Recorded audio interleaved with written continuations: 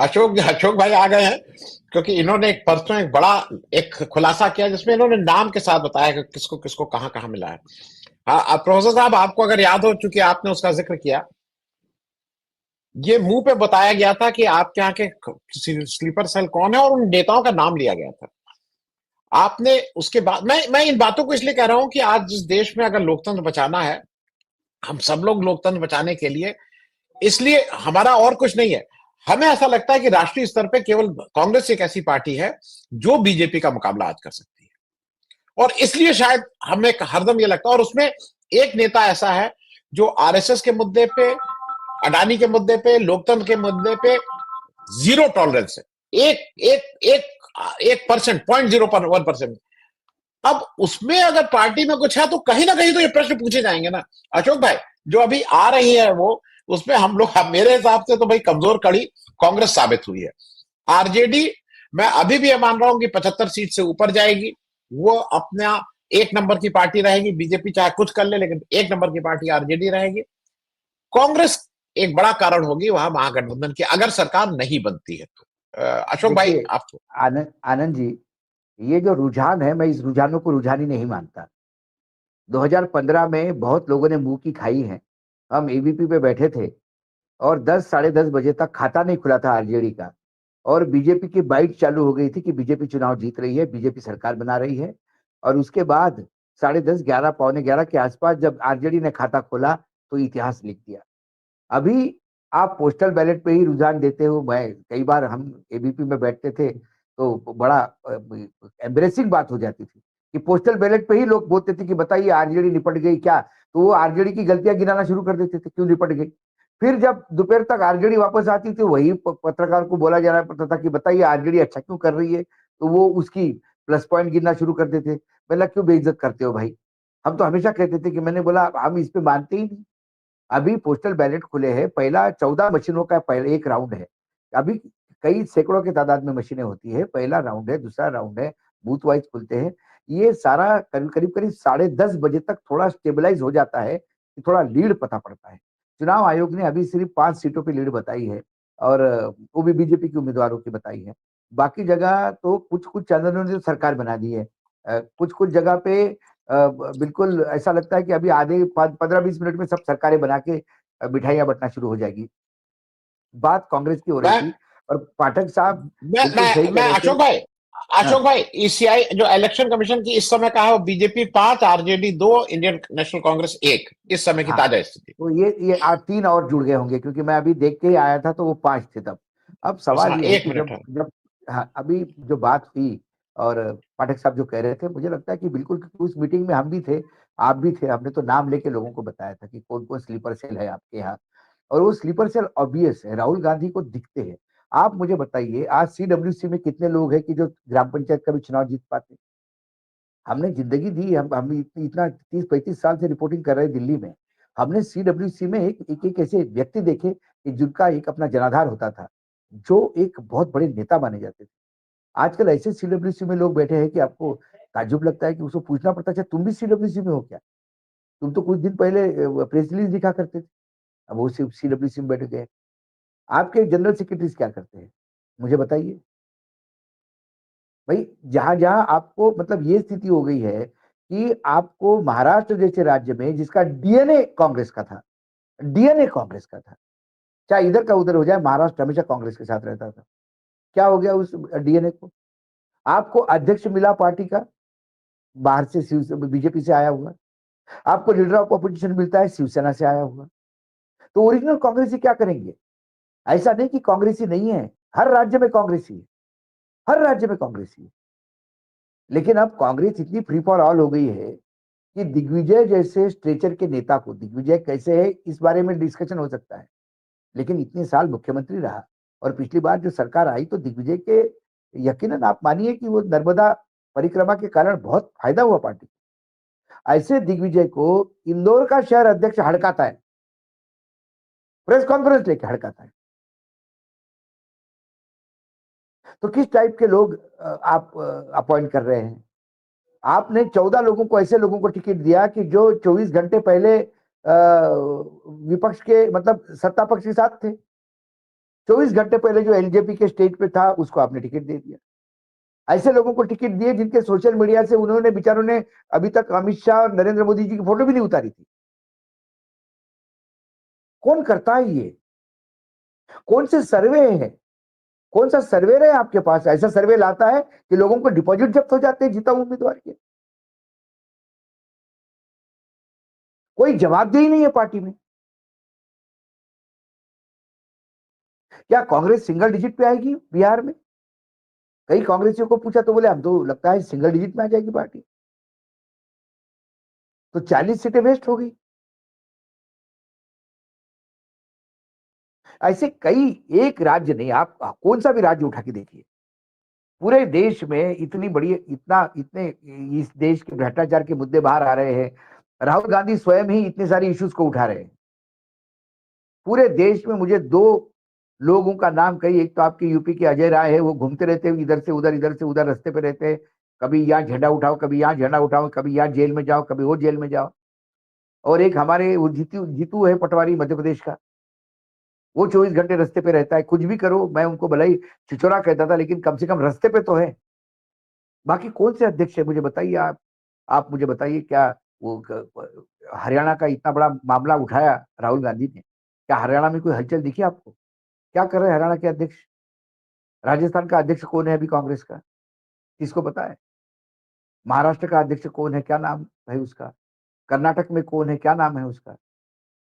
कहीं छपने लायक काम भी नहीं करते। विरोध भी ऐसा नहीं कि रीजनल पेपर जगह नहीं देती, बिल्कुल जगह देती है, लेकिन बात तो करिए। महाराष्ट्र में सरकार के खिलाफ सबसे ज्यादा यदि स्कैंडल निकाल रहे तो एकनाथ शिंदे की शिवसेना निकाल रही है, वो प्रखर है। कांग्रेस क्या कर रही है?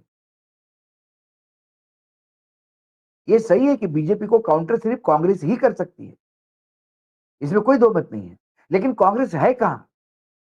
मात्र राहुल गांधी के अकेले से बोलने से या खड़गे जी से वृद्धावस्था में भी जाके बड़े बड़े भाषण देने से काम नहीं होगा ना। ग्राउंड पे क्या है, राज्यों में क्या है, क्षेत्र क्या कर रहे हैं आपके? राहुल गांधी जी ने इतना बोला था, बिहार गुजरात में शुरू किया था ना, कि जो स्लीपर सेल है वो चले जाएं, यहाँ नहीं आए, अपना यहाँ पे जो लोगों को बीजेपी में जाना है जा लो। उसके बाद गुजरात में अध्यक्ष घोषित हुए, जिले के लोगों ने मेहनत गुजरात में की, लिस्ट वहां से निकली, आपके दिल्ली से कई लोग जो बीजेपी के साथ थे वही अध्यक्ष चुने गए। तो जो आम कार्यकर्ता है वो डिमोरलाइज हो जाता है, उसको लगता है कि हम किसके लिए, कल तक जिसका विरोध कर रहा था वही हमारा बाप बन के बैठ गया। तो कांग्रेस की कार्यकर्ता की हालत बिल्कुल बीजेपी के किरीट सोमैया जैसी है। जिसके खिलाफ कागज निकाल के आंदोलन किया वही मंत्री बना उसकी पार्टी में, उसी को सैल्यूट करना पड़ता है। तब से वो चुप हो गया, नेपथ्य में चला गया। ऐसे ही कांग्रेस के कार्यकर्ता भी नेपथ्य में जाएंगे। ये पार्टी को इसको एड्रेस करना पड़ेगा। चुनाव दर चुनाव नतीजे आएंगे। यदि यहाँ महागठबंधन जीत भी जाता है तो कांग्रेस का कंट्रीब्यूशन कितना होगा? 100 सीटें आई है लोकसभा में, लेकिन उसमें पार्टी की सीटें कितनी है? 20-28। बाकी तो उधार के सिंदूर पे है। महाराष्ट्र में सबसे ज्यादा सीटें आई 15। पहले कितनी सीट थी? एक सीट थी मात्र चंद्रपुर की। उसके बाद 15 सीटें आई तो किसकी वजह से आई? उद्धव की वजह से आई, शरद की वजह से आई। यूपी में आप सीट लाते हैं तो अखिलेश चाहिए, आरजेडी उधर चाहिए, स्टैलिन वहां चाहिए। लेकिन जहां से सीटें आनी थी, जहां बीजेपी और कांग्रेस आमने सामने है, ऐसे 11 राज्यों में आपके पास 28 सीटें हैं 100 में से। तो वेर इज कांग्रेस? सवाल ये भी उठता है। जी, आप सबका बहुत स्वागत सर। अशोक सर, एक चीज और है, कांग्रेस और महागठबंधन की बात तो जहां तक है वो ठीक है, लेकिन एक और ऐसा नाम है जिससे इस महागठबंधन की लड़ाई हो रही है, जिससे महागठबंधन को लड़ना पड़ रहा है। ज्ञानेश कुमार गुप्ता, एक वीडियो है, मैं दिखा देना चाहता हूं दर्शकों को जल्दी से, और फिर आपके पास आ जाता हूं। जरा दिखाइएगा, सासाराम की वीडियो है। रात में बक्सों से भरा हुआ ट्रक किस तरीके से जाता है, कैसे सीसीटीवी कैमरे बंद हो जाते हैं और फिर उसके बाद वो कैमरे चालू होते हैं। कहां थे ज्ञानेश कुमार गुप्ता? क्या कर रहे थे ज्ञानेश कुमार गुप्ता? आखिर ये दृश्य कैसे पैदा होता है? कैसे लोग, अगर लोग सजग ना हो तो ज्ञानेश कुमार गुप्ता क्या हश्र करना चाहते हैं लोकतंत्र का, संविधान का, संवैधानिक मूल्यों और प्रक्रियाओं का, लोगों के अधिकारों का। और सबको पता है कि ज्ञानेश कुमार गुप्ता की कनपट्टी पर किसका कट्टा रखा हुआ है। अशोक सर, महागठबंधन किससे नहीं नहीं, लड़ेगी? ज्ञानेश कुमार का कट्टा नहीं रखा हुआ है। ज्ञानेश कुमार उसी सिस्टम का एक पार्ट है। चुनाव आयोग भाजपा का प्रकोष्ठ बना हुआ है, ये सबको पता है। और जिस ट्रक की बात आप कर रहे हैं उसमें एक मैं एडिशनल इंफॉर्मेशन दूं आपको, ये जो बक्से बताए जा रहे हैं खाली है, ये बक्से तब बताए जा रहे हैं जब रात को 12 बजे बक्से चेक हुए। ट्रक की एंट्री शाम को 7:15 पे हुई है। 5 घंटे ट्रक अंदर था, यूपी का उसका नंबर है। वो क्या कर रहा था 5 घंटे अंदर ट्रक? क्या इस बक्सों से मशीनें कोई रिप्लेस हुई है? 6 तारीख को पहले चुनाव का पहले फेज का जब चुनाव हुआ और उसके बाद 7 और 8 तारीख के रात को ही सैकड़ों जगह से, मतलब जितने एक जिला नहीं 10 जिलों में वोटिंग हुआ, 10 जिलों से लगातार कंप्लेंट आ रही है कि 1.5 घंटे के लिए, कभी 1 घंटे के लिए, कभी आधे घंटे के लिए सीसीटीवी बंद है।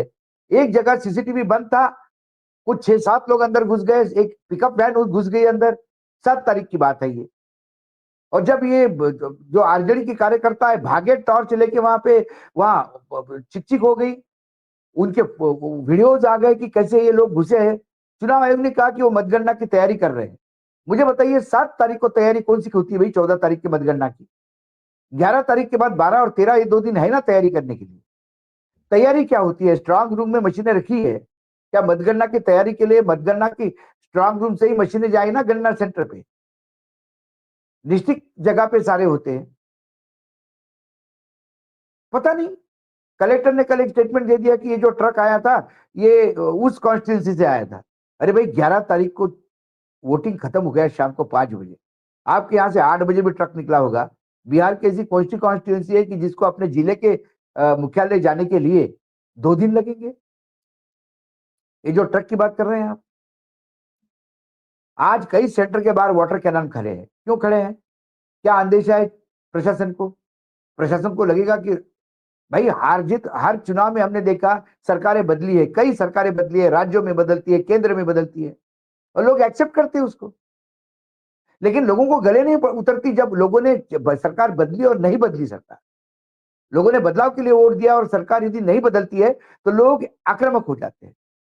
तो क्या आपको पता है, आपको ऐसा लग रहा है कि आप चोरी करने वाले हो इसीलिए आपने पहले से वाटर कैनन रख दिया कि लोग एकदम आक्रामक हो जाएंगे तो वाटर कैनन से? ये पहली बार देखा मैंने कि पोलिंग बूथ के बाहर वाटर कैनन खड़े कर दिए हैं। कल रात को लाठीचार्ज हो गया एक स्ट्रांग रूम के बाहर। स्ट्रांग रूम के बाहर लाठीचार्ज क्यों? क्योंकि वहां गड़बड़ी हो रही थी, लोग पकड़ने गए थे, लोगों ने नारे लगाए अंदर क्या हो रहा है। पुलिस आई, लाठीचार्ज किया, लाठीचार्ज में पत्रकार पीटे, लाठीचार्ज में उम्मीदवार पीटे। ये क्या दादागिरी है? मतलब कल चुनाव लड़ना कैसे? चुनाव सिर्फ एक और चीज हुई थी उम्मीदवार सर। देके लड़ना, घोषणा पत्र देके लड़ना, लोगों की अपनी बातें समझा के लड़ना, कि चुनाव मतदाता सूची में देखते हुए चुनाव लड़ना, वोटिंग के टाइम पे वोटिंग करवाने के लिए चुनाव लड़ना, स्ट्रांग रूम में निगरानी के लिए चुनाव लड़ना, उसके बाद अंदर गिनती में क्या गड़बड़ होती है उसमें, फिर उसके बाद सर्टिफिकेट कैसा दिया जाता है उसमें। किस लेवल पे लड़ेगा आदमी? और लड़ना सिर्फ विपक्ष को ही है, सत्ता पक्ष को लड़ना ही नहीं पड़ता है, अंपायर उनका है। आप आउट हो गए तो नो बॉल दे देता है, काम खत्म। आप आउट करो वो नो बॉल दे देगा, एक रन भी मिलेगी उनको और बैट्समैन भी बच गया। लाठीचार्ज स्ट्रांग रूम के बाहर होना, वाटर कैनन आज मतगणना सेंटर के बाहर खड़े होना, ये दो इस बात का द्योतक है कि चुनाव अशांतिपूर्ण तरीके से हुआ। और निर्लज का मतलब उच्चांक है कि जब चुनाव आयोग वीडियो रिलीज करता है चुनाव आयोग के मुख्य आयुक्त का, ज्ञानेश कुमार का, कि सुरुचि और शांति रूप से चुनाव संपन्न हुए। किस बात को शांति है? लाठीचार्ज को शांति, वाटर कैनन को शांति? पूरे परिभाषाएं बदल दी शब्दों की आपने, नए शब्द गढ़ दिए। क्या करे इसको?